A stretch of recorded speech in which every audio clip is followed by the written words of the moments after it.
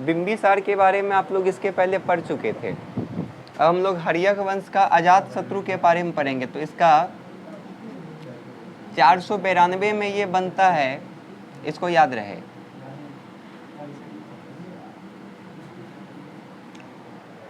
तो अजात शत्रु के बारे में आपको सबसे पहले लिखना है कि अजात शत्रु ने अपने पिता, इसका पिता का नाम क्या था? बिंबिसार। तो अपने पिता बिंबिसार का इसने क्या कर दिया? हत्या कर दिया। पिता का ही हत्या करके ये बना था राजा। अपने पिता बिंबिसार का इसने हत्या करके स्वयं क्या बन जाता है? ये राजा बन जाता है। और इसने एक उपाधि धारण किया, उसका नाम था कुनिक। क्या था? कुनिक। कुनिक मतलब होता है शत्रु का घातक या फिर नाशक। बात समझ में आया? और अगर आपको याद होगा तो श्रेनिक के कौन उपाधि धारण किया था? बिंबिसार। और इसमें कौन सा था? कुनिक। पूछता है एग्जाम में कि निम्नलिखित में से कुनिक उपाधि किसने धारण किया था? तो ऑप्शन में रहेगा तो आपको टिक करना पड़ेगा। तो इसमें सबसे पहले हम लोगों को लिखना है कि अजात शत्रु ने अपने पिता बिंबिसार को मार करके स्वयं राजा बन गया और इसने कुनिक यानी कि शत्रु का नाशक का उपाधि धारण किया। अब चूंकि ये अपने पिता को मार करके बना है, इसलिए इस वंश को कहा गया पितृहंता वंश। क्या कहा गया? पितृहंता वंश। क्योंकि इसका जो बेटा है उदयन, वो भी इसको मार देता है और फिर वो राजा बन जाता है। मतलब बेटा ही अपना पिता को मार करके राजा बन रहा है। सबसे पहले आपका बिंबिसार ने किसको? बिंबिसार को मार दिया उदयन, अजात शत्रु। फिर इसको भी मार दिया इसका बेटा उदयन। बात समझ में आ रहा है? इसलिए इसको हम लोग किस वंश के नाम से जानते हैं? पितृहंता वंश के नाम से जानते हैं।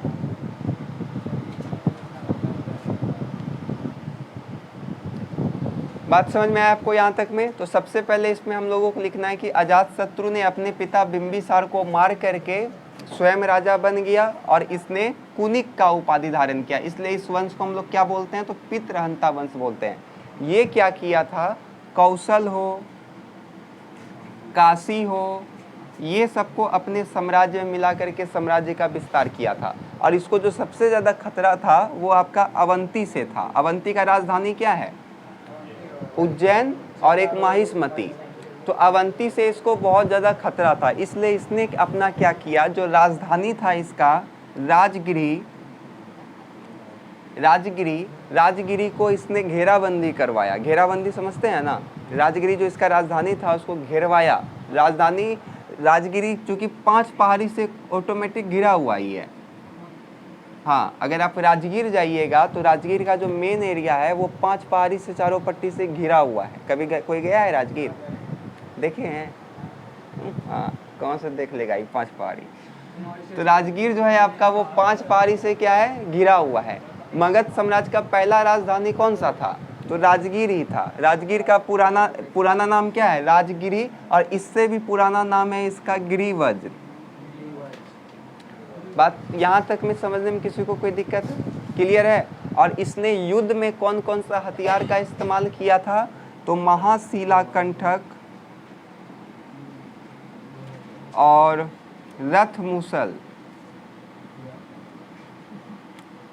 ये बाहुबली फिल्म देखे हैं आप लोग? तो बाहुबली फिल्म में वो जो क्या नाम था उसका, हीरो का, जो भी हीरो है, नहीं, बाहुबली जो था वो युद्ध में देखे होंगे आप लोग, गुलेल टाइप का एक इस प्रकार से फेंकता था। तो महाशिला कंठक वही है। बड़का बड़का शिला यानी कि पत्थर को गुलेल के भांति फेंका जाता था। तो ये काफ़ी खतरनाक हथियार माना जाता है इसको। रथ मूसल, वो जो उसका विलेन था, क्या नाम था उसका? बल्लाल देव। उसका रथ देखे थे? खचखच खचखच खचखच। तो कुछ इसी प्रकार से इसके पास भी रथ था, उसका नाम क्या था? रथ मूसल।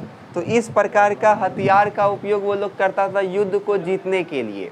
बात समझ में आया? तो अजात शत्रु खत्म हो गया। अजात शत्रु के बारे में हम लोगों को इतना ही जानना है। क्लियर है? हो जाएगा? लिखिए तब।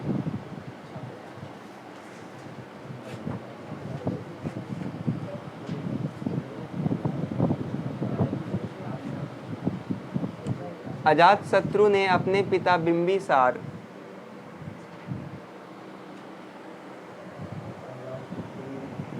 अजातशत्रु ने अपने पिता बिंबिसार को मार करके स्वयं राजा बन गया।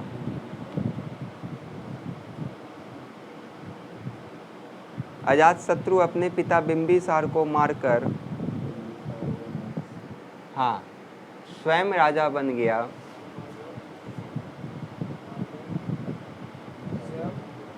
स्वयं राजा बन गया।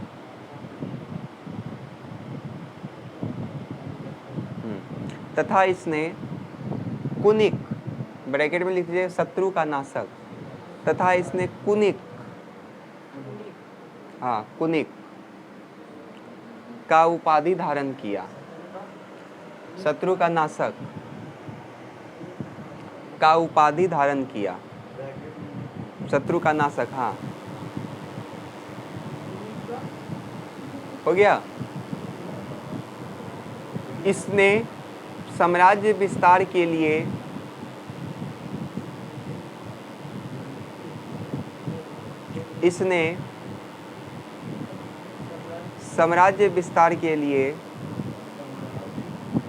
साम्राज्य विस्तार के लिए काशी व कौशल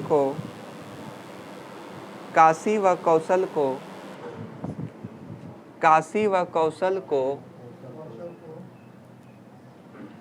अपने साम्राज्य में मिलाया।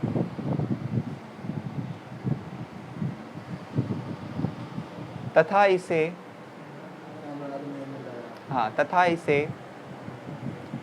सबसे ज्यादा खतरा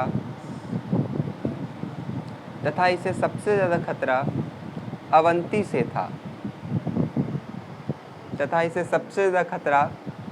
से था। इसलिए इसने अपना राजधानी राजगीर को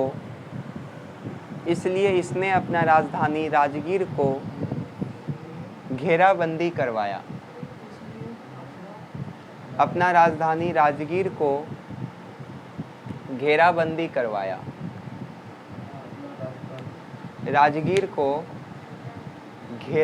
करवाया। हो गया। अगला लिखिए इसी में, युद्ध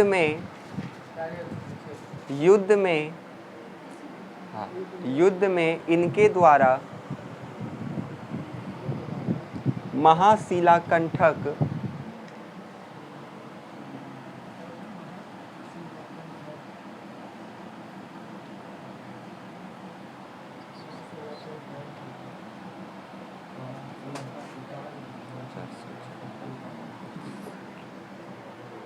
उसके बाद लिखिए उदाईन।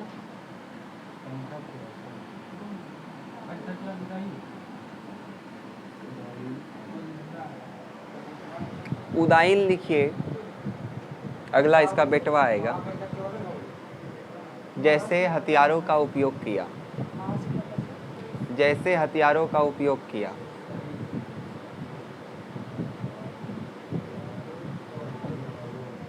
हो गया। चलिए उदाईन लिख करके डैश दीजिए।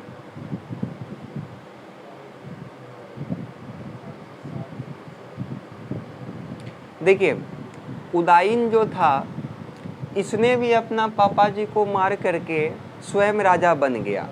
इसलिए एग्जाम में कभी कभी पूछता है कि पितृहंता वंश किसे कहते हैं, तो हर्यक वंश को पितृहंता वंश कहा जाता है, ये याद रहे। तो उदाईन ने भी अपने पिता अजातशत्रु को मार करके स्वयं क्या बन जाता है, शासक बन जाता है। और इसका एक विशेष बात आपको ये याद रखना है कि इसने अपना राजधानी को गंगा और सोन नदी का संगम जहाँ पे होता है वहाँ को हम लोग बोलते हैं पाटलिपुत्र, जिसको अभी आप लोग किस नाम से जानते हैं, पटना। तो इसने अपना राजधानी कहाँ लेकर के आ गया, पटना। कम से कम अभी तक में 4 बार पूछ चुका है एग्जाम में कि पटना का स्थापना किसने किया था, तो किसने किया था, उदाईन ने।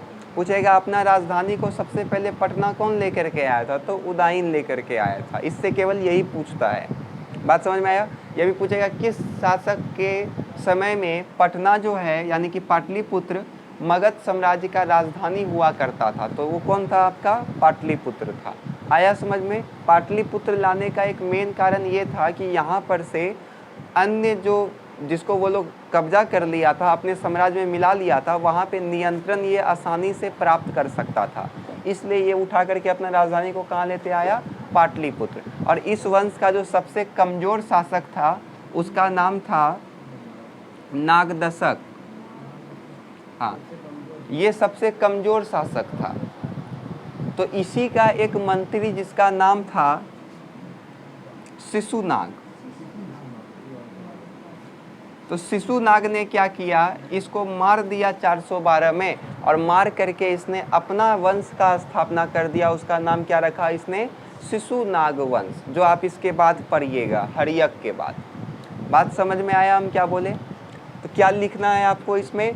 तो उदायन अपने पिता अजातशत्रु को मार करके शासक बनता है। उदायन अपने पिता अजातशत्रु को मार करके शासक बनता है, और इसने अपना राजधानी गंगा और सोन नदी का संगम पाटलिपुत्र को बनाया। ठीक है, यहाँ तक में? जो हर्यक वंश था उसका सबसे कमजोर शासक नागदशक था। नागदशक को शिशुनाग ने मार दिया, और मार करके उसने अपना वंश शिशुनाग वंश का स्थापना किया। बात समझ में आया? तो यहाँ तक में किसी को कोई दिक्कत है? चलिए लिख लिया जाए। उदायन में डैश दे करके लिखिए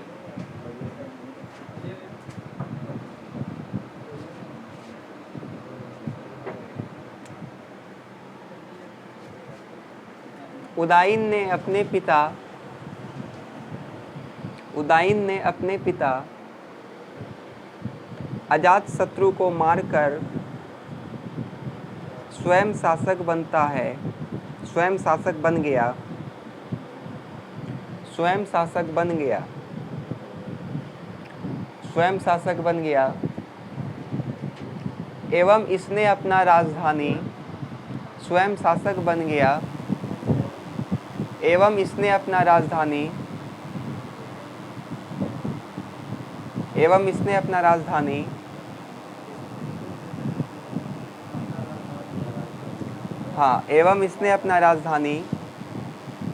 गंगा एवं सोन नदी का संगम पर पाटलिपुत्र को बनाया। गंगा एवं सोन नदी के संगम पर पाटलिपुत्र को बनाया।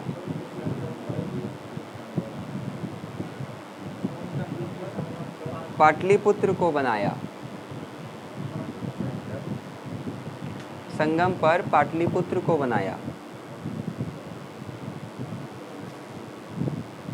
चलिए, हो गया? पैरा चेंज करिए, या फिर इसमें हेडिंग दीजिए, सब हेडिंग हर्यक वंश का पतन। सब हेडिंग दीजिए हर्यक वंश का पतन। इसमें डैश दे करके लिखिए इस वंश का सबसे कमजोर शासक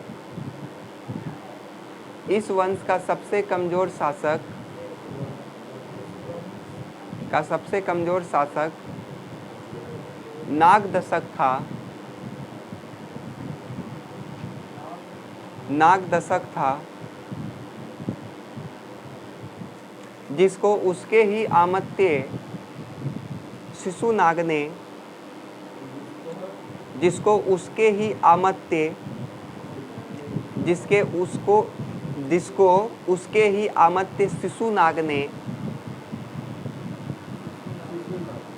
शिशुनाग ने मारकर अपना वंश का स्थापना किया।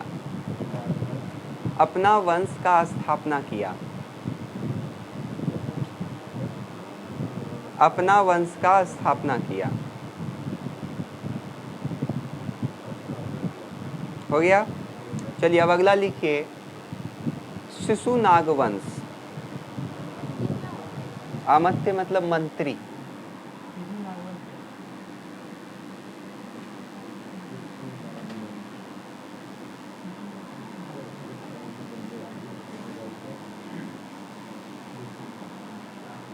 शिशुनाग वंश 344। शिशुनाग वंश के बाद कौन सा वंश आएगा? किसी को याद है? शिशुनाग वंश के बाद कौन सा वंश आएगा? वाह, नंद वंश देख के बोल रहा है यार, दांत बिचका रहा है।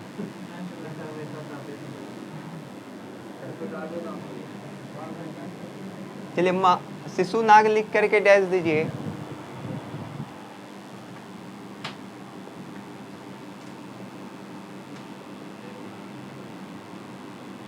देखिए शिशुनाग कौन था, तो शिशुनाग ने अपने ही राजा, जिसका नाम क्या था, नागदशक, तो नागदशक को इसने मार करके अपना वंश शिशुनाग वंश का स्थापना किया। और इसका एक विशेष बात आपको याद रखना है कि इसने अवंती को जीत लिया था। जो अवंती को जीतने में पिछले राजा का पसीना छूट गया था, उस अवंती को इसने क्या कर लिया, जीत लिया। इसके साथ साथ में जो वज्जी था उसको भी कई संग में तोड़ करके इसने रख दिया। और इसने अपना राजधानी वैशाली को बनाया। याद रखिएगा, इसने अपना राजधानी किसको बनाया, वैशाली को। आया समझ में। इसके बाद आता है इसका बेटा कालाशोक। तो देखिए कालाशोक के बारे में आपको ज़्यादा कुछ नहीं पढ़ना है, बस इतना याद रखिएगा कि कालाशोक ने अपना राजधानी फिर से कहाँ लेते आया, तो पाटलिपुत्र। बात समझ में आया। इसका अंतिम आया था नंदीवर्धन।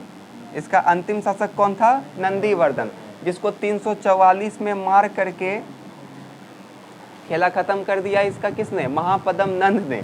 उसके बाद फिर तब कौन आ जाएगा, नंद वंश आ जाएगा। तब उसके बाद मौर्य वंश तो इम्पोर्टेंट है ही। तो इसमें किसी को कोई दिक्कत है? इसमें सब्जेक्टिव आपके एग्जाम में नहीं पूछेगा, पूछेगा आपसे कि बताइए वैशाली को अपना राजधानी किसने बनाया था, तो शिशुनाग ने बनाया था। पूछेगा आपसे बताइए कि पुनः पाटलिपुत्र को अपना राजधानी किसने बनाया, तो कालाशोक ने। और सबसे पहले पाटलिपुत्र को अपना राजधानी किसने बनाया, उदयन ने। और पाटलिपुत्र से अपना राजधानी वैशाली किसने ट्रांसफ़र किया, शिशुनाग ने। तो यही सब आपको याद रखना है, केवल राजधानी वाला, बाकी इसमें कुछ नहीं पूछता है आपके एग्जाम में। बात समझ में आया। तो इसमें किसी को कोई दिक्कत है, इसको लिख लीजिए, क्योंकि इसमें तो कुछ है ही नहीं। शिशुनाग में डैश दे करके लिखिए, शिशुनाग में लिखिए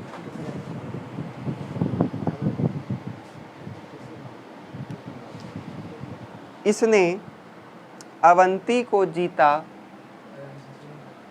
इसने अवंती को जीता,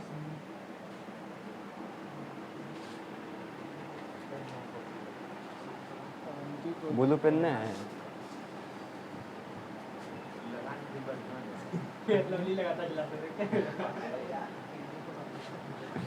इसने अवंती को जीता तथा अपना राजधानी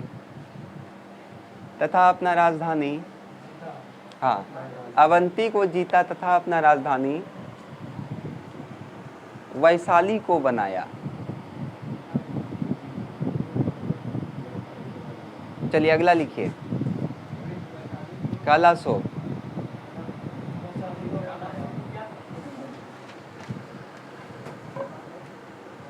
क्या बहुत ज़्यादा खाली है क्या?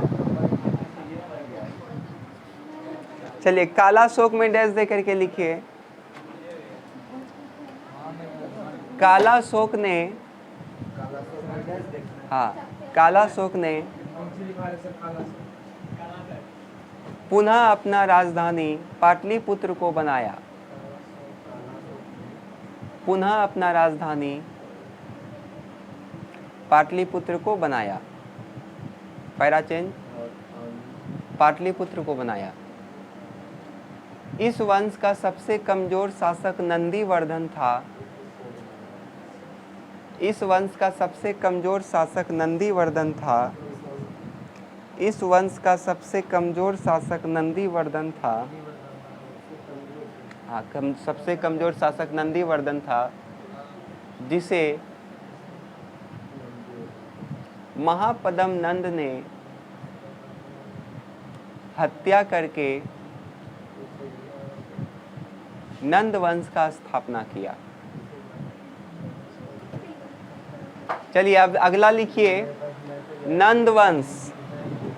अगला लिखा जाए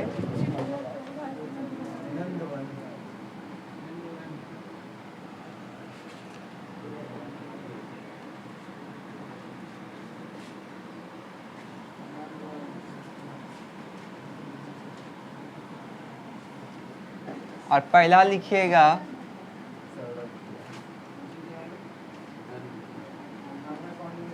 महापदम नंद। बात समझिए, ये जो महापदम नंद था, इसको आप छोटा मोटा आदमी मत समझिएगा। 2 लाख सेना को लेकर के ये चलता था, पैदल सेना 2 लाख, 20,000 इसके पास घुड़सवार सेना था, 6,60,000 इसमें थोड़े था, वो तो पॉलिटिकल गन बताए थे। 3,000 से लेकर के 6,000 तक हाथी सेना था इसके पास। अब आप तुलना कर सकते हैं कि ये कितना ज़्यादा शक्तिशाली होगा। बात समझ में आया? महापदम नंद जो था इतना ज़्यादा शक्तिशाली था कि इसने कालाशोक को मार दिया। कालाशोक को मार करके इसने अपना वंश का स्थापना किया, जिसका नाम क्या था? नंद वंश। कितना सेना था इसके पास? 2 लाख, घुड़सवार कितना? 20,000, हाथी सेना कितना? 3,000 से 6,000 तक सेना था। काफ़ी अच्छा राजा था ये। लेकिन इसका बिटवा जब आता है घनानंद, तो ये घनानंद थोड़ा सा घमंडी टाइप का राजा था। और इसी के समय में सिकंदर को जानते हैं ना आप लोग, तो 326, कहीं कहीं पे 25 भी रहता है, तो भारत पे आक्रमण किया था। किसने? तो सिकंदर ने। बात समझ में आया? भारत पे ये आक्रमण करने आ रहा था, लेकिन इतना सेना को देख करके वहीं से इसका सेना लौट गया। सोचिए कितना, जो दुनिया को जीत करके आया था, वो भारत को जब जीतने के लिए आया, तो हालांकि भारत का उत्तरी क्षेत्र तो ये काफ़ी जीत लिया था, लेकिन मगध साम्राज्य में ये प्रवेश नहीं किया था। प्रवेश करने ही वाला था कि देखता है कि इसके पास इतना इतना सेना है और मेरा सेना हार गया है, तो इसलिए लौट करके ये चला जाता है, फिर आएगा लौट करके। इसका दूत सब जो वहाँ पे छोड़ देता है, वो आएगा, उसके साथ फिर मौर्य, चंद्रगुप्त मौर्य लड़ाई करेगा, तो उसको तो आगे ही पढ़ना है। तो घनानंद के बारे में आप लोगों को क्या बोलना है? तो घनानंद के ही समय में 326 ईसा पूर्व में सिकंदर ने भारत पर क्या किया था? आक्रमण किया था, किंतु इसका सेना को देख करके वो सब क्या हो गया था? वापस लौट गया था। अब आपके एग्जाम में पूछेगा कि बताइए सिकंदर के समकालीन कौन था? घनानंद था। तो ऑब्जेक्टिव इसी तरह पूछेगा, अंदर से निकाल के पूछेगा सिकंदर के समय समकालीन कौन था? तो घनानंद था। बात बुझ रहे हैं ना? सिकंदर ने किसके समय में भारत पे आक्रमण किया था? कौन सा वंश उस समय था? तो नंद वंश था। अब आपका नंद वंश हो गया खत्म। अब हम लोग कौन सा वंश पढ़ेंगे? मौर्य वंश। और ये एकदम समझ लीजिए मोस्ट VVI है। 8 नंबर आपका केवल इसी से एग्जाम में आता है, मौर्य वंश। एक और वंश पढ़ना है गुप्त वंश, उसके बाद आपका पूरा प्राचीन भारत खत्म हो जाएगा 12th का सिलेबस के हिसाब से। चलिए इसको लिखिए।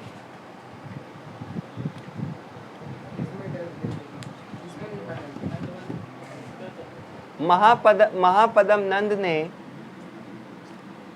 एकराट का उपाधि धारण किया।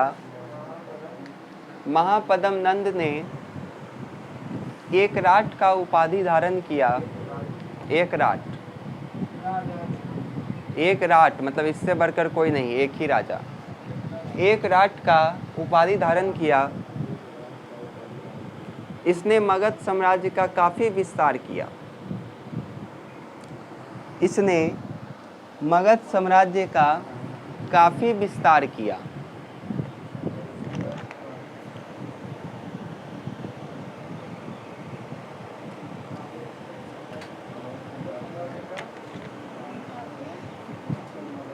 ये हाथ से पीजिएगा, वो हाथ से छूइएगा भी नहीं।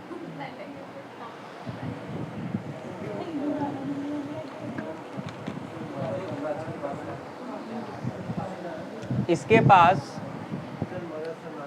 हाँ, मगध साम्राज्य का विस्तार किया। इसके पास एक विशाल सेना था। इसके पास एक विशाल सेना था।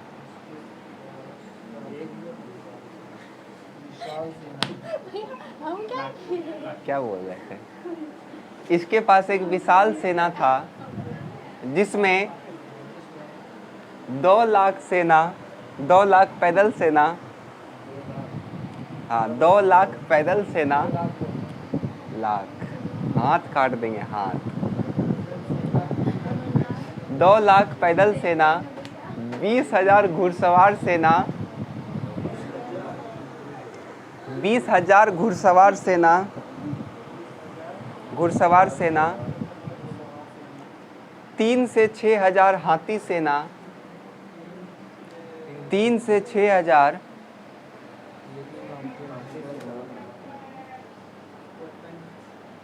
किसका है कैप, उठाइए ना नीचे से। 3 से 6,000 हाथी सेना था। हो गया। चलिए अब धनानंद लिखिए।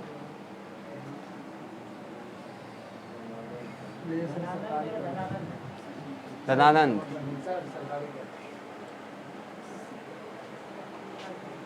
धनानंद सिकंदर के समकालीन था। धनानंद सिकंदर के समकालीन था। इसी के समय में मार खाना है। इसी के समय में 326 ईसा पूर्व 326 ईसा पूर्व सिकंदर ने भारत पर आक्रमण करने का प्रयास किया था। 326 ईसा पूर्व सिकंदर ने भारत पर आक्रमण करने का प्रयास किया था, किंतु नंद का सेना को देखकर वह लौट गया।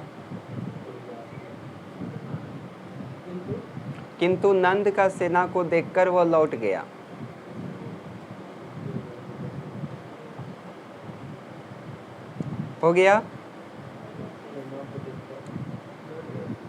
एक मिनट से लिख लीजिएगा। चलिए अब अगला हेडिंग दीजिए, सब हेडिंग नंद वंश का पतन। सब हेडिंग दीजिए नंद वंश का पतन। हाँ तो देखिए,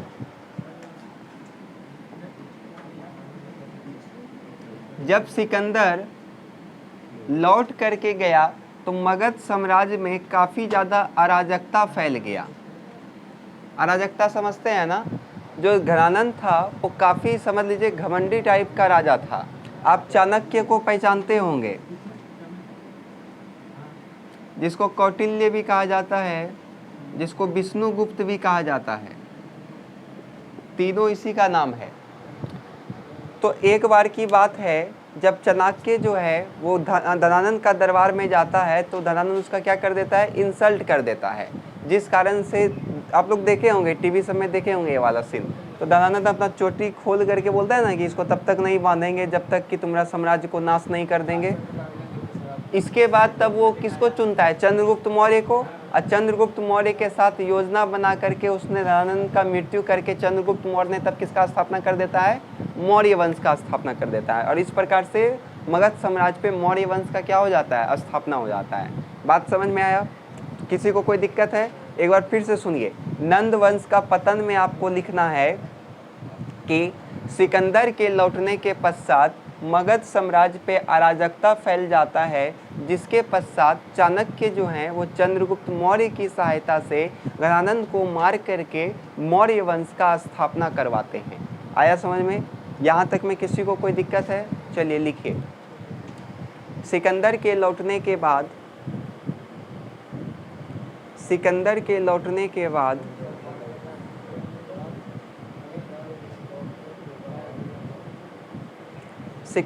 लौटने के बाद मगध में अराजकता फैल जाता है। मगध में अराजकता फैल जाता है।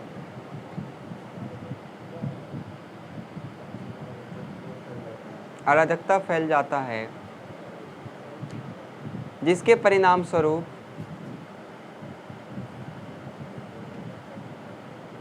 चाणक्य ने चंद्रगुप्त मौर्य की सहायता से चाणक्य ने चंद्रगुप्त मौर्य की सहायता से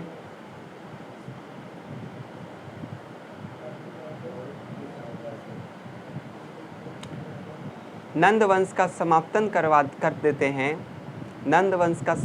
कर देते हैं। या फिर नंद वंश को समाप्त कर देते हैं एवं चंद्रगुप्त मौर्य द्वारा मौर्य वंश का स्थापना किया जाता है।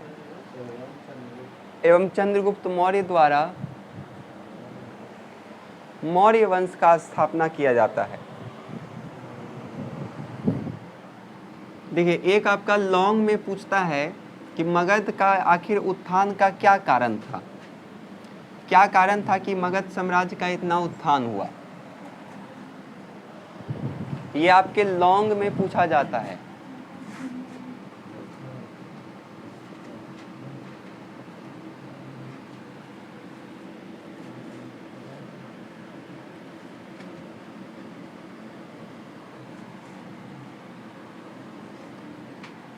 देखिए, मगध साम्राज्य का जो हमको उल्लेख मिलता है वो अथर्ववेद में मिलता है। कौन सा वेद में मिलता है? अथर्ववेद में।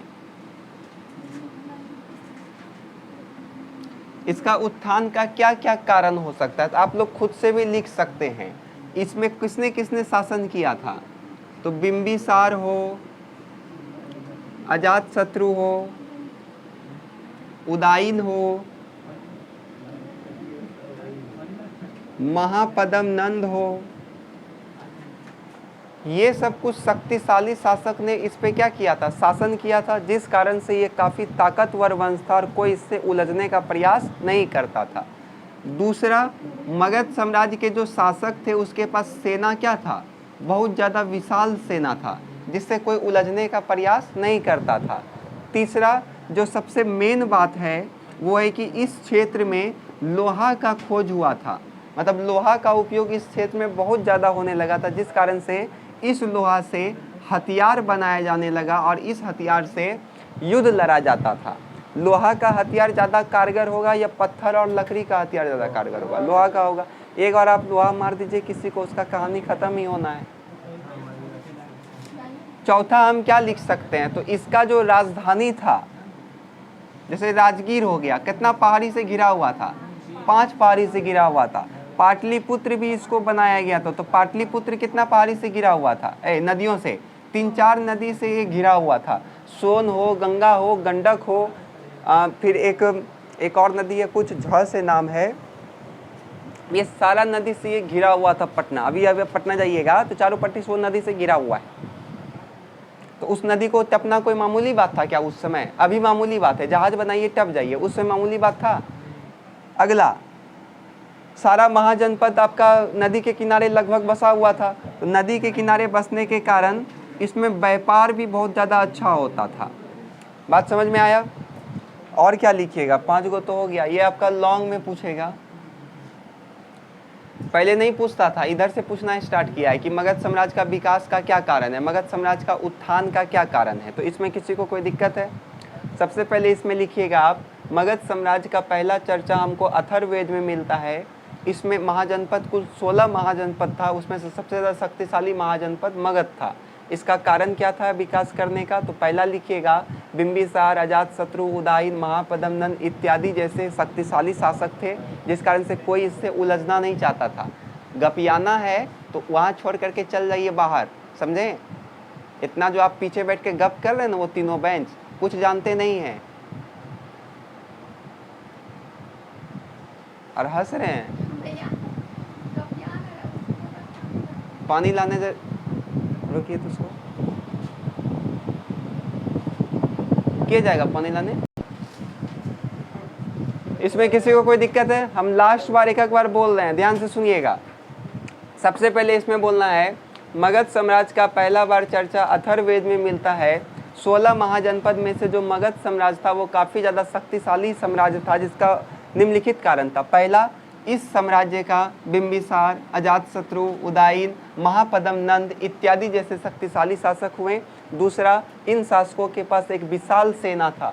तीसरा, इस क्षेत्र में लोहा का खोज होने से यहाँ पे जो हथियार बनने लगा जो अन्य राजा के पास नहीं होता था, जिस कारण से ये काफ़ी ज़्यादा क्या हुआ, विकास किया।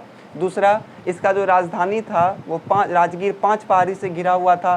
पाटलिपुत्र 3-4 नदी से घिरा हुआ था, गंडक हो, सोन हो, गंगा हो, जिस कारण से शत्रु उसको पार नहीं कर पाता था, काफ़ी ज़्यादा मुश्किल होता था। तीसरा, सारा महाजनपद नदी के किनारे बसा हुआ था, तो व्यापार भी बहुत अच्छा होता था इसका। अब व्यापार होगा तो इसका ऑटोमेटिक है कि अर्थव्यवस्था बढ़ेगा ही, तो विकास करेगा ही। एक और अगर आप लिखिएगा तो लिख सकते हैं, इसका कृषि बहुत अच्छा था, कृषि का उपज बहुत ज़्यादा होता था।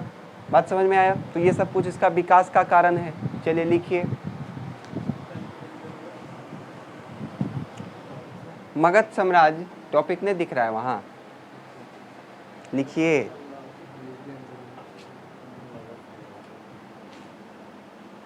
मगध साम्राज्य का पहला चर्चा अथर्ववेद में मिलता है।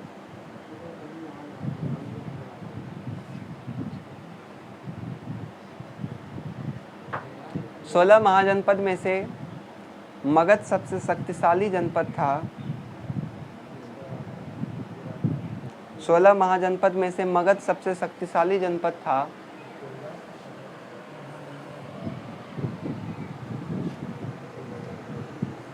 सोलह महाजनपद में से मगध सबसे शक्तिशाली जनपद था, जिसका निम्नलिखित कारण था।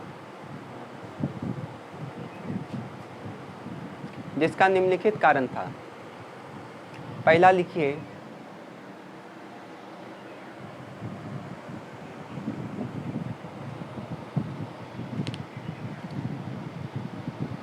बिंबिसार अजातशत्रु अजात होगा, अजातशत्रु, उदायन, उदायन, महापद्मनंद, महापद्मनंद,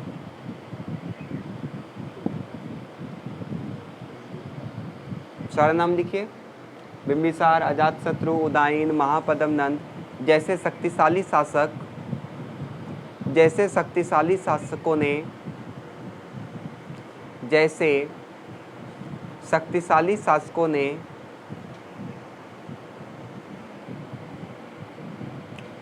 इस वंश पर शासन किया, इस वंश पर शासन किया, इस वंश पर शासन किया। दूसरा लिखिए, उसी में लिख लीजिए थोड़ा सा और इसका विस्तार किया, और इसका विस्तार किया। चलिए अगला लिखिए,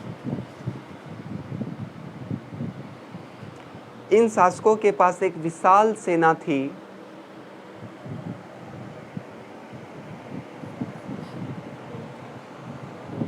क्या लिखेगा है? इन शासकों के पास एक विशाल सेना थी, हाँ, जो अन्य महाजनपद के शासकों के पास नहीं था।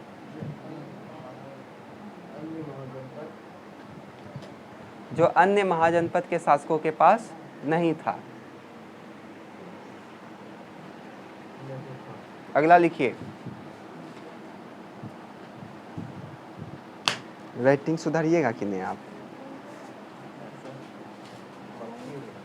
इस क्षेत्र में, तीसरा लिखिए, इस क्षेत्र में लोहा का खोज होने से, लोहा का खोज होने से युद्ध में लोहे का हथियार का उपयोग किया जाने लगा। युद्ध में लोहे का हथियार का उपयोग किए जाने लगा, उपयोग किया जाने लगा, जो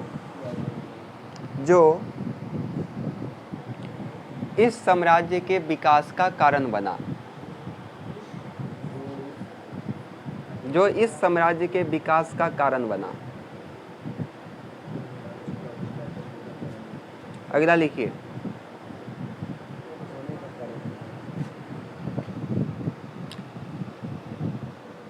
इस साम्राज्य का राजधानी, हाँ, इस साम्राज्य का राजधानी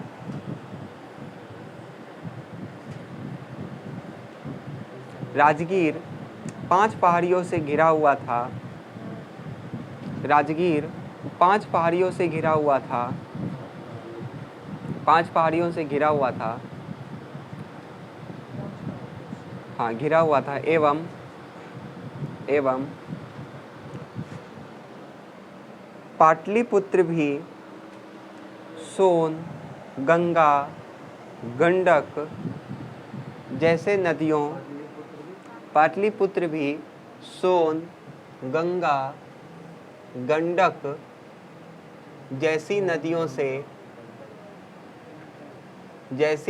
से हाँ जैसी नदियों से घिरा हुआ था, जिसे भेद पाना शत्रुओं के लिए नामुमकिन था, जिसे भेद पाना शत्रुओं के लिए नामुमकिन था,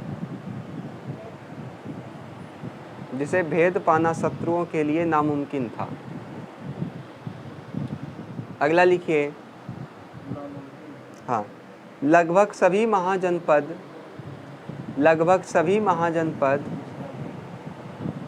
हाँ अगला, लगभग सभी महाजनपद नदियों के किनारे, ये कौन रही है क्या? लगभग सभी महाजनपद नदियों के किनारे बसा हुआ था, नदियों के किनारे बसा हुआ था, नदियों के किनारे बसा हुआ था। मेन बात है बोझ पूरी नहीं दिया होगा, इसलिए जिस कारण से इसका व्यापार भी उन्नत था। मेहंदी उंदी लगवा लिया होगा, बोला पैसा दो, पैसा नहीं दिया होगा। जिस कारण से इसका व्यापार भी उन्नत था। अगला, मगध साम्राज्य का कृषि भी काफ़ी अच्छा था, जिस कारण से मगध साम्राज्य का कृषि भी काफ़ी अच्छा था, जिस कारण से यहाँ उपजाऊ फसल भी होते थे।